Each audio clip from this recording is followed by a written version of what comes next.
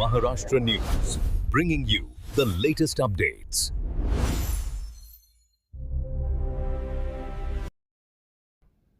सारंगखेडा येथे पत्रकारांचा सन्मान. याबाबत थोडक्यात माहिती अशी की दर्पणकार आचार्य बाळशास्त्री जांभेकर यांच्या जयंतीचे औचित्य साधून चेतक फेस्टिवलच्या वतीने सारंगखेडा येथे चेतक कार्यालयात पत्रकार दिनाचे आयोजन करण्यात आले होते. यात चेतक फेस्टिवलचे प्रमुख जयपाल सिंह रावल यांच्या हस्ते स्थानिक पत्रकारांना सन्मान करण्यात आला.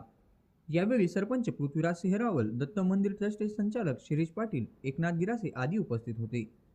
यावेळी चेतक फेस्टिवलचे प्रमुख जयपाल सिंह रावल म्हणाले की वृत्तपत्राच्या माध्यमातून चेतक फेस्टिवल जगाच्या नकाशावर आले आहे. चेतक फेस्टिवल यात्रा उत्सव अश्व बाजाराची माहिती तळागाळापर्यंत पोहोचवण्यास मोलाचे सहकार्य लाभले आहे.